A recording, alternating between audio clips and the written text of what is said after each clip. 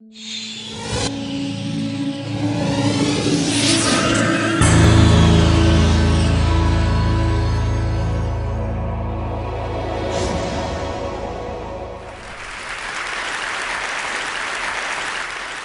imagine a big explosion as you climb through 3,000 feet.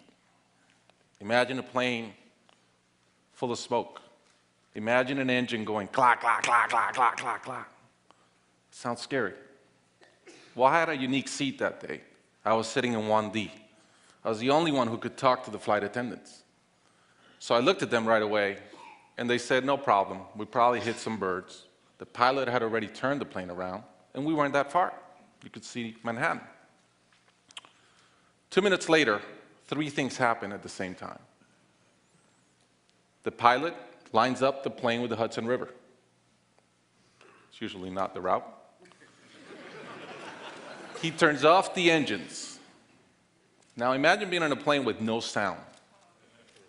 And then he says 3 words, as unemotional 3 words as I've ever heard. He says, brace for impact. I didn't have to talk to the flight attendant anymore. I could see in her eyes, it was terror. Life was over. And I want to share with you 3 things I learned about myself that day. I learned that it all changes in an instant. We have this bucket list, we have these things we want to do in life, and I thought about all the people I wanted to reach out that I didn't, all the fences I wanted to mend, all the experiences I wanted to have and I never did. As I thought about that, later on I came up with a saying, which is, I collect bad wines. Because if the wine is ready and the person is there, I'm opening it. I no longer want to postpone anything in life. And that urgency, that purpose has really changed my life. The second thing I learned that day, and this is as we clear the George Washington Bridge, which was by not a lot, I thought about, wow, I really feel one real regret. I've lived a good life. In my own humanity and mistakes, I've tried to get better at everything I've tried. But in my humanity, I also allow my ego to get in. And I regretted the time I wasted in things that did not matter with people that matter. And I thought about my relationship with my wife, with my friends, with people. And after, as I reflected on that, I decided to eliminate negative energy from my life. It's not perfect. It's a lot better. I've not had a fight with my wife in 2 years. It feels great. I'm no longer trying to be right. I choose to be happy. The third thing I learned, and this is as your mental clock starts going 15, 14, 13, you can see the water coming. I'm saying, please blow up.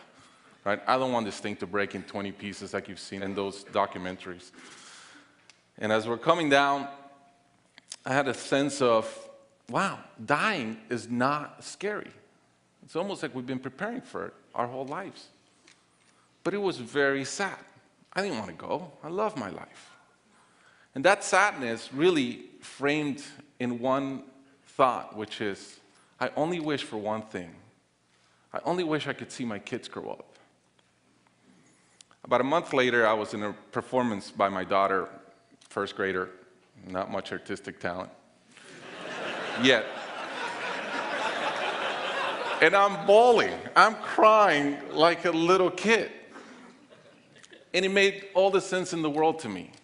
I realized at that point, by connecting those 2 dots, that the only thing that matters in my life is being a great dad.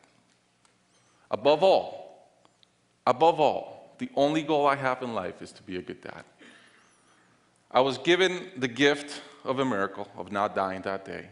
I was given another gift, which was to be able to see into the future and come back and live differently.